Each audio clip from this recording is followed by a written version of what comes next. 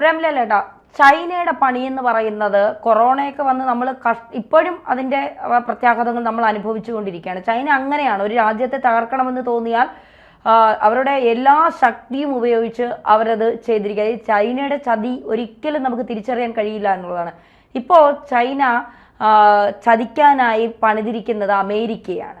എന്താണ് ചൈനയെ അമേരിക്കയ്ക്ക് കൊടുക്കാൻ പോകുന്ന പണി? അതായത് ഭീകരവാദം എന്ന് പറയുന്നത് ഈ മതമൗലികവാദവും അതും ഇതൊക്കെയാണല്ലോ നമ്മൾ കേട്ട് പരിചയിച്ചിട്ടുള്ള സാധനം. അതെ. എന്നാൽ സൈലൻ്റായിട്ട് നടക്കുന്നൊരു ഏർപ്പാടുണ്ട്. അതിനെയാണ് പരിസ്ഥിതി ഭീകരവാദമെന്നോ ജൈവ ഭീകരവാദമെന്നോ വിളിക്കാം. സംഭവം ഇത്രയേ ഉള്ളൂ.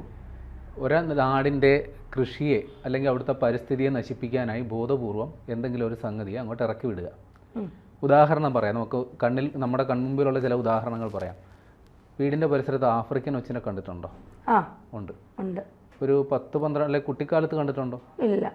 പെട്ടെന്നൊരു സാധനം ഇങ്ങനെ വരുന്നു അല്ലേ, അതിൽ എന്തെങ്കിലും ഒരു അസ്വാഭാവികത തോന്നിയിട്ടുണ്ടോ? ഈ സാധനം നമ്മുടെ നാട്ടിലുള്ളതല്ല. പേര് തന്നെ ആഫ്രിക്കൻ ഒച്ചെന്നാണ്. ഈ ആഫ്രിക്കയിൽ നിന്ന് തന്നെ വന്നാണോ നമുക്ക് കൃത്യമായിട്ട് അറിയില്ല. ആഫ്രിക്കൻ പായൽ, നമ്മുടെ ജലാശയങ്ങളൊക്കെ താറുമാറാക്കിയ സാധനമാണ് ആഫ്രിക്കൻ പായൽ. ആഫ്രിക്കൻ മുഷി, നമ്മുടെ നാട്ടിൻപുറത്തെ ഒരുവിധപ്പെട്ട മീനിനെയൊക്കെ തിന്ന് തീർത്ത് ആകെ പ്രശ്നമാക്കിയ സാധനമാണ്. പിന്നെ ഏറ്റവും ലളിതമായ സാധനം മണ്ടരി രോഗം, തെങ്ങുകൾക്ക് വരുന്ന. അപ്പോൾ ഇത് ഒരു സുപ്രഭാതത്തിൽ അങ്ങ് പൊട്ടി എല്ലായിടവും വ്യാപിക്കുക, നമ്മുടെ കൃഷിയെ നമ്മുടെ പരിസ്ഥിതിയൊക്കെ താറുമാറാം. ആ ഒരു പരിപാടി ഇപ്പോൾ ചൈന അമേരിക്കക്കെതിരെ ചെയ്തിട്ടുണ്ട്. അത് ചെയ്തേക്കുന്നത് 2 ഗവേഷകരാണ്. ആ ഗവേഷകരുടെ പേര്, ഒന്ന് യുൻ യോങ് ലിu 34 വയസ്സ്, അയാളുടെ ഗേൾ ഫ്രണ്ട് യുങ് കിങ് ജെയിൻ, പേരൊക്കെ ഭയങ്കര കഷ്ടമാണ്, അത് 33 വയസ്സുകാരി. ഈ പെണ്ണ്, ആ പേര് പറയാൻ ബുദ്ധിമുട്ടുള്ളതുകൊണ്ട് ആ സ്ത്രീ, അവർ മിഷിഗണിലെ ഒരു ഗവേഷകയാണ്. ഇയാളും ഒരു ഗവേഷകനാണ്. അപ്പോൾ ഇയാളുടെ ഗവേഷണ പ്രവർത്തനങ്ങൾക്ക് വേണ്ടി ചൈനയിൽ നിന്ന് നല്ല രീതിയിൽ ഫണ്ടൊക്കെ കിട്ടുന്ന ഒരാളാണ്. ആൾ വലിയ കേമനാണ്. അപ്പോൾ ഈ ഗേൾ ഫ്രണ്ടിനെ കാണാൻ വേണ്ടി ഈ ചങ്ങാതി മിഷിഗണിലേക്ക് പോകുന്ന വഴി പരിശോധനയിൽ ഇയാളുടെ കയ്യിൽ നിന്ന് ഒരു പാക്കറ്റ് കിട്ടി. ആ പാക്കറ്റിൽ നിന്ന് അവർ കണ്ടെത്തിയത് ഈ ജൈവ ഭീകരവാദം അതിന് ഉപയോഗിക്കാൻ സാധ്യതയുള്ള ഒരു ഫംഗസാണ്. ആ ഫംഗസിനെ ഫുസാറിയം ഗ്രാമിനറം, അങ്ങനെയാണ് അതിൻ്റെ കറക്റ്റ് അങ്ങനെയാണെന്ന് തോന്നുന്നു, അങ്ങനെയാണ് വിളിക്കുന്നത്. ഇത് കാർഷിക വിളകളിൽ അത് എത്തിപ്പെട്ട് അവിടെ വളർന്ന് വലുതാകുന്ന ഒരു ഫംഗസ് ചെടിയാണ്. അതൊരു ചെറിയ ചെടിയായിട്ട് മാറും. ഇത് ഏതെങ്കിലും തരത്തിൽ, അതായത് ഇപ്പോൾ ഗോതമ്പിൻ്റെ കൂടെയോ ചോളത്തിൻ്റെ കൂടെയോ ഒക്കെ ഇതിങ്ങനെ വളർന്നിട്ട് ഏതെങ്കിലും തരത്തിൽ മനുഷ്യ ശരീരത്തിനുള്ളിൽ ചെന്നാൽ അപ്പോൾ പിന്നെ സംഭവിക്കുക, ആദ്യം കിട്ടുക ഛർദിയായിരിക്കും. പിന്നെ കിട്ടുന്നത് ലിവർ ഡാമേജ്, നമ്മുടെ ലിവറൊക്കെ അടിച്ചു പോകും. ഈ മദ്യപിച്ചിട്ടൊക്കെ പോകുന്നത് പോലെ ഇത് കഴിച്ച്, അതായത് വിഷാംശമാണിത്, ടോക്സിക്കാണ്. ഈ സാധനം ചെന്ന് കഴിഞ്ഞാൽ ലിവർ പോകും, റീപ്രൊഡക്റ്റീവ് വരെ പോകും, പ്രത്യുൽപാദന ശേഷി വരെ നഷ്ടപ്പെടും. ഇത് മനുഷ്യർ ചിലപ്പോൾ അത് കഴിച്ചില്ല എന്ന് വെക്കാം, ഇത് കണ്ടു കഴിഞ്ഞ് നമ്മളത് ഒഴിവാക്കിയെന്നിരിക്കട്ടെ. പക്ഷെ കന്നുകാലികൾക്ക് ഇതറിയില്ലല്ലോ. പശുക്കളും അത് ആടും ഇതൊക്കെ ഒന്ന് മേയുമല്ലോ. അപ്പോൾ അവർ കഴിച്ചാൽ ഇത് തന്നെയായിരിക്കും അനുഭവം. ഏറ്റവും ശ്രദ്ധേയമായ സംഗതി, ഇതിൽ ഈ പുരുഷൻ സുങ് യോങ് ലിu എന്ന് പറയുന്നയാൾ ചൈനീസ് കമ്മ്യൂണിസ്റ്റ് പാർട്ടിയുടെ സജീവ പ്രവർത്തകനാണ്. അപ്പോൾ ട്രാക്ക് അങ്ങനെയാണ് വരുന്നത്. ഇപ്പോൾ FBI, അമേരിക്കയുടെ രഹസ്യാന്വേഷണ ഏജൻസി, ഇതിനെ കൃത്യമായും ഭീകരവാദ പ്രവർത്തനമെന്നാണ് വിശേഷിപ്പിക്കുന്നത്, ഈ പരിസ്ഥിതി ഭീകരവാദം. അതുകൂടാതെ അവിടുത്തെ കസ്റ്റംസ് ഡിപ്പാർട്ട്മെൻറ്റും അന്വേഷിക്കുന്നുണ്ട്. ഇവർക്കെതിരെ നിലവിൽ ചുമത്തിയേക്കുന്നത് ഇത് കള്ളക്കടത്ത്, ഗൂഢാലോചന, വിസ തട്ടിപ്പ് തുടങ്ങിയ കുറ്റങ്ങളാണ്. പക്ഷേ അവർ ഇതൊരു പരിസ്ഥിതി ഭീകരവാദം എന്ന രീതിയിലാണ് വിശേഷിപ്പിക്കുന്നത്. ഇനി ഇതിൻ്റെ ഒരു പശ്ചാത്തലം കൂടി നോക്കാം. അവിടെ ചൈനയും അമേരിക്കയുമായിട്ടൊരു ശീതയുദ്ധം നടക്കുന്നുണ്ട്. ആയുധങ്ങൾ ഉപയോഗിക്കുന്നില്ലെന്നേ ഉള്ളൂ, രണ്ടുപേരും തമ്മിൽ യുദ്ധം നടക്കുന്നുണ്ട്. അത് വ്യാപാര യുദ്ധമാണ്. ചൈനയ്ക്കെതിരെ അമേരിക്ക വൻതോതിൽ നികുതി ഏർപ്പെടുത്തുകയും അതിൻ്റെ വലിയൊരു തിരിച്ചടി ചൈനയ്ക്ക് ഉണ്ടാവുകയും അവിടുത്തെ വ്യവസായങ്ങളൊക്കെ താറുമാറാവുകയും ചെയ്തു. അപ്പോൾ അവർ തമ്മിലുള്ള ചർച്ചകൾക്കൊടുവിൽ ആ നികുതി അവർ പരിഷ്കരിച്ചു. ഇപ്പോൾ ഏതാണ്ട് 30% മറ്റൊക്കെ ആക്കി. എന്നാലും ചൈനയ്ക്ക് വലിയൊരു ആഘാതം ഉണ്ടായിട്ടുണ്ട്. അപ്പോൾ ഇതിന് അവർ തിരിച്ചടി കൊടുക്കാൻ വേണ്ടിയിട്ട് ബോധപൂർവം ചെയ്തൊരു ഏർപ്പാടാണ് ഇതെന്നാണ് ഈ പറയുന്നത്. അപ്പോൾ ഇതെല്ലാം സാഹചര്യം എല്ലാം കൂടി വെച്ച് നോക്കുമ്പോൾ സംഭവം കണക്ട് ചെയ്യുന്നു പറ്റത്തില്ല. കൊറോണയുടെ പേരിലും ഇതേപോലെ ഒരു ഗൂഢാലോചന സിദ്ധാന്തം പ്രചരിക്കുന്നുണ്ട്. ചൈനയിലെ ഏതോ ഒരു ലാബിൽ അവർ ജൈവായുധം ഉണ്ടാക്കാൻ സൃഷ്ടിച്ചെടുത്തൊരു വൈറസ് അത് ലാബിൽ നിന്ന് പുറത്ത് കടന്നിട്ടാണ് കൊറോണ എന്ന് പറയുന്ന സംഗതി ഉണ്ടായെന്നൊരു ഗൂഢാലോചന സിദ്ധാന്തം. അത് ചൈന സ്ഥിരീകരിക്കുന്നില്ല, എന്നാൽ അമേരിക്ക അങ്ങനെ ആരോപിച്ചിരുന്നു, ട്രംപ് അങ്ങനെ ആരോപിച്ചിരുന്നു.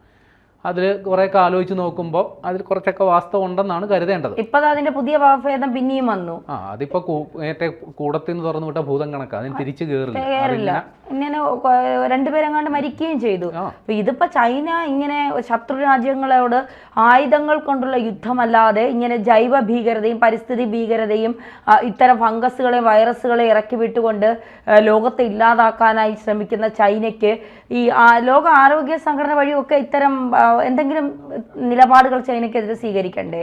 അതായത് ഈ കൊറോണ വൈറസ് പടർന്നു പിടിച്ച സമയത്താണ് ഈ ചൈനയെക്കുറിച്ചുള്ള ഇത്തരം ആക്ഷേപങ്ങൾ വന്നത്. അപ്പോൾ ലോകാരോഗ്യ സംഘടന ഈ ചൈനയിൽ ഇത് പരിശോധിക്കണം എന്നൊക്കെ പറഞ്ഞിരുന്നു. പക്ഷേ ചൈനയ്ക്കൊരു കുഴപ്പമുണ്ട്, അവരൊരിക്കലും അവരുടെ രഹസ്യങ്ങൾ പുറത്തുവിടില്ല. ഈ ലോകാരോഗ്യ സംഘടനയുടെ പ്രതിനിധികൾ ചെന്നപ്പോൾ കൃത്യമായ പരിശോധന നടത്താനായിട്ട് അവർ തയ്യാറായിട്ടില്ല, പരിശോധന നടത്താനായിട്ട് അനുവദിച്ചില്ല. ഈ കൊറോണ വൈറസ് സംബന്ധിച്ചുള്ള പൂർണ്ണ വിവരങ്ങൾ ഇപ്പോഴും ചൈന രഹസ്യമാക്കി വെച്ചേക്കുകയാണ്, പൂർണ്ണ വിവരങ്ങൾ പുറത്തു വിട്ടിട്ടില്ല. ഇത് കൊറോണ വൈറസിൻ്റെ കാര്യം മാത്രമല്ല, ചൈനയിൽ പല പല വൈറസുകൾ നമ്മുടെ ഇന്ന് നാട്ടിൽ നമുക്കൊക്കെ ഇപ്പോൾ പരിചിതമായിരിക്കുന്ന പല അസുഖങ്ങളുടെ ഉറവിടം ഈ ചൈനയാണെന്നാണ് പറയപ്പെടുന്നത്. കാരണം അവിടെ ഈ ഓരോ ലാബിലും ഓരോ തരം വൈറസുകൾ ഇതേപോലെയുള്ള ഇത് യുദ്ധത്തിന് ജൈവ ഭീകരവാദത്തിന് ഉപയോഗിക്കുന്ന സാധനങ്ങളുമൊക്കെ ഇങ്ങനെ ഉൽപ്പാദിപ്പിച്ചുകൊണ്ടിരിക്കുകയാണ്. അപ്പോൾ അതൊക്കെ കുറേയൊക്കെ പുറത്ത് കിടക്കും, കുറേയൊക്കെ ഇങ്ങനെയൊക്കെ പിടിക്കപ്പെടും. ഇത് പിടിക്കപ്പെട്ടത് കൊണ്ട് മാത്രമാണ് നമ്മൾ ഇതറിഞ്ഞത്. ഇത് ഇല്ലായിരുന്നെങ്കിലോ അവിടെ വ്യാപകമായ കൃഷിനാശം ഉണ്ടാവും. ഇപ്പം നമ്മുടെ നാട്ടിൽ ഈ ഒരു ചെടിയുണ്ട്, അതിൻ്റെ പേര് ധൃതരാഷ്ട്ര പച്ചയെന്നാണ് പറയുക. ഇത് ഇതേപോലൊരു സംഗതിയാണ്. അതുകൊണ്ട് നമുക്ക് ഒരു പ്രകൃതിയിൽ ഒരു ചെടി ഉണ്ടാകണമെങ്കിൽ ആ ചെടി കൊണ്ട് എന്തെങ്കിലും ഒരു പ്രയോജനം വേണം. അല്ലാതെ ഇത് ഇത്തരം കാര്യങ്ങൾക്ക് വേണ്ടിയിട്ട് ചുമ്മാ പാഴ്ചെടിയായിട്ട് വളരുന്ന, അതുകൊണ്ട് ഉപദ്രവം മാത്രമേ ഉള്ളെങ്കിൽ മനസ്സിലാക്കിക്കോണം, അത് ഇതേപോലെ എന്തോ ഒരു ഗൂഢാലോചനയുടെ ഫലമാണ്. നമ്മുടെ കാർഷിക വിളകളെ നശിപ്പിക്കാൻ വേണ്ടിയിട്ട് ബോധപൂർവം ആരോ ഇറക്കി വിട്ടതാണ്. ഈ ധൃതരാഷ്ട്ര പച്ചയുടെ പ്രത്യേകത അറിയാമല്ലോ, അത് പടർന്നു കഴിഞ്ഞാൽ ഈ ധൃതരാഷ്ട്രന ആലിംഗനം പോലെയാണ്. അത് പടരുന്ന ചെടിയെ അത് ഞെക്കിക്കൊല്ലും. അതൊക്കെ പണ്ട് മുതലേ ഉള്ള, ചിലപ്പോൾ ഈ രണ്ടാം ലോക മഹായുദ്ധത്തിൻ്റെ കാലത്തൊക്കെ പൊട്ടിപ്പുറപ്പെട്ടതായിരിക്കണം. ഇത്തളല്ല, നമ്മുടെ മൂടില്ലാത്ത ആളെന്നോ അങ്ങനെ എന്തൊക്കെയാണ് പറയുക, ഈ നൂല് പോലെ തൂങ്ങിക്കിടക്കുന്ന. ഏതായാലും ഒരു കാര്യം ഉറപ്പാണ്, കാർഷിക വിളകളെ നശിപ്പിക്കാൻ വേണ്ടിയിട്ട് ഇത്തരം ബോധപൂർവം ഒരു സംഗതിയെ അവർ അടച്ചു വിട്ടിട്ടുണ്ടെങ്കിൽ, കയറ്റി അയച്ചിട്ടുണ്ടെങ്കിൽ അത് പരിസ്ഥിതി ഭീകരവാദം തന്നെയാണ്.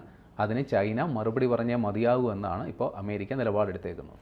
തീർച്ചയായിട്ടും അങ്ങനെ തന്നെ കണക്കാക്കണം. കാരണം അമേരിക്ക ഇത്തരമൊരു കണ്ടുപിടുത്തം ചൈന നടത്തും, അല്ലെങ്കിൽ ചൈന ഇത്തരത്തിലൊരു തങ്ങളോട് ഒരു ദ്രോഹപരമായ നിലപാട് സ്വീകരിക്കുന്നു എന്ന് അമേരിക്ക അറിഞ്ഞാൽ തിരിച്ച് ചൈനയ്ക്ക് ഏത് രീതിയിലായിരിക്കും പണി എന്നുള്ളത് നമുക്കറിയാം. പിന്നെ ചൈനയെ സംബന്ധിച്ചിടത്തോളം ലോകത്തുള്ള എല്ലാ വൈറസുകളെയും ഇങ്ങനെ ഉണ്ടാക്കിയിട്ട് മറ്റു രാജ്യങ്ങൾക്ക് മേൽ ഇങ്ങനെ പറത്തിവിടുക, രാജ്യങ്ങളെ നശിപ്പിക്കുക, ഇത് തന്നെയാണ് ചൈനയുടെ സ്ഥിരം ജോലി എന്ന് പറയുന്നത്. എവിടെയെങ്കിലും ഏതെങ്കിലും കാട്ടുമൂലയിൽ ചെന്നിരുന്ന് കുറേ വൈറസിനെ ഉണ്ടാക്കും, എന്നിട്ട് അത് പരീക്ഷിക്കാൻ വേണ്ടി സ്വന്തം ആളുകളെ ശരീരത്തിലും കയറ്റി വയ്ക്കാറുണ്ട്. അത് പോരാഞ്ഞിട്ട് മറ്റു രാജ്യങ്ങളിലേക്കും കയറ്റി വിടാറുണ്ട്. ഈ വിഷയത്തിൽ ഇന്നുണ്ടായ സംഭവത്തിൽ നമുക്ക് വെറുതെ ഒരു ഗൂഢാലോചന എന്ന് പറയാനൊക്കില്ല. കാര്യം ഇതിലൊരാൾ ഒരു ഗവേഷകനാണ്, അയാളുടെ ഗവേഷക പ്രവർത്തനത്തിന് അവിടുത്തെ സർക്കാർ ഫണ്ട് കൊടുക്കുന്നുണ്ട്. അത് പോരാത്തതിന് അയാൾ അവിടുത്തെ കമ്മ്യൂണിസ്റ്റ് പാർട്ടിയുടെ സജീവ പ്രവർത്തനം കൂടിയാണ്. ഉറപ്പായിട്ടും ഇതിലെന്തൊക്കെയോ പ്രശ്നങ്ങളുണ്ടെന്ന് നമുക്ക് സാമാന്യ ബുദ്ധിയിൽ ചിന്തിക്കാവുന്നതാണ്. കാരണം ഈ സംഗതി ഗവേഷണ ആവശ്യത്തിന് വേണ്ടി കൊണ്ടുവന്നു എന്നാണ് അയാൾ പറയുന്നത്. അതായത് ചൈനയിൽ വേണമെങ്കിൽ ഗവേഷണം നടത്തിക്കോട്ടെ, അത് അമേരിക്ക കൊണ്ട് ഗവേഷണം നടത്തേണ്ട കാര്യം എന്താണ്? ഈ സാധനം ഉറപ്പായിട്ടും ഇത് പുറത്തു വിട്ടിട്ട് അവിടുത്തെ കാർഷിക വിളകളെ നശിപ്പിക്കുക എന്നുള്ള ഗൂഢ ഉദ്ദേശത്തോടു കൂടി തന്നെയാണ് കൊണ്ടുവന്നുള്ളത് ഉറപ്പാണ്. കാര്യം അവിടെ ഡിപ്പാർട്ട്മെൻറ്റ് ഓഫ് ജസ്റ്റിസ് ഇതിനെ ഒരു അഗ്രികൾച്ചറൽ അല്ലെങ്കിൽ ബയോ ടെററിസം എന്ന് തന്നെയാണ് വിശേഷിപ്പിക്കുന്ന. ആ രീതിയിലുള്ള നടപടികളുമായിട്ടാണ് അവർ മുമ്പോട്ട് പോകുന്നത്.